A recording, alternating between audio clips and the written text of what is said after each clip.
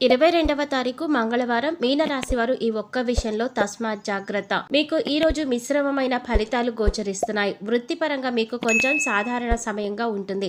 ఎందుకంటే పై అధికారుల నుంచి మద్దతు ఉండదు మరియు వారితో కొంత అపార్థం కూడా మీకు నెలకొంటుంది. మీరు మీ కోపం మరియు నిరాశను నియంత్రించుకోవలసి ఉంటుంది.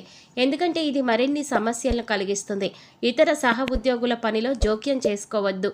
ఎందుకంటే చివరికి ఎవరి మద్దతు లేకుండా ఆ పనిని మీరే పూర్తి చేయవలసి రావచ్చు. ఓపికగా ఉండి మీ వంతు కోసం మీరు వేచి ఉండడానికి ప్రయత్నించండి.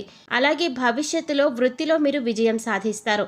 ప్రతి పనిలో ఆటంకాలు ఏర్పడవచ్చు కాబట్టి విజయం సాధించడానికి మీరు కష్టపడి పని చేయాలి. ఆర్థికంగా ఈ రోజు మీకు అనుకూలంగా ఉంటుంది. ఎందుకంటే మీకు మంచి ఆర్థిక వృద్ధి కనిపిస్తోంది మరియు మీ స్నేహితులు లేదా బంధువుల నుండి కొంత ఊహించని డబ్బు మీకు లభించే అవకాశం ఉంటుంది. ఖర్చులు నియంత్రించుకోవడానికి ప్రయత్నించండి. స్నేహితులు లేదా బంధువుల నుండి డబ్బు అప్పుగా తీసుకోవలసి రావచ్చు. పెట్టుబడులకు ఇది మంచి సమయం కాదు. మరికొంతకాలం మీరు వేచి ఉండవలసిన పరిస్థితులు కనిపిస్తున్నాయి. ఆరోగ్యపరంగా సాధారణంగా ఉండే అవకాశం ఉంటుంది. మీకు తల, గుండె మరియు రక్తానికి సంబంధించిన ఆరోగ్య సమస్యలు ఉండవచ్చు. కాబట్టి ఈ విషయాల్లో మీరు తగిన జాగ్రత్తలు తీసుకోండి. మానసిక ఒత్తిడి నివారించుకోవడానికి ప్రతిరోజు యోగా, వ్యాయామం, ధ్యానం చేయడానికి ప్రయత్నించండి.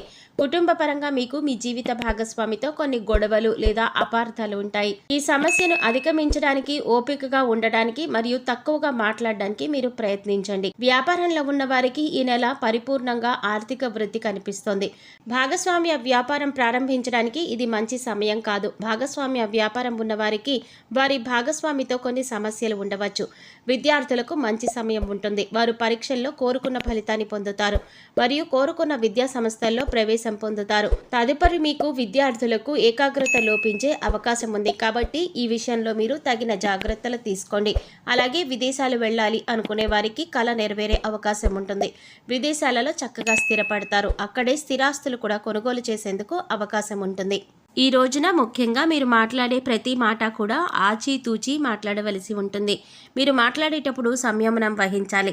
మీ దగ్గర లేని వ్యక్తుల గురించి మీరు తప్పుగా మాట్లాడడం అనేది మీకు గొడవలకి దారితీసే అవకాశం ఉంటుంది. కాబట్టి ఈ విషయంలో కూడా మీరు తగిన జాగ్రత్తలు తీసుకోండి.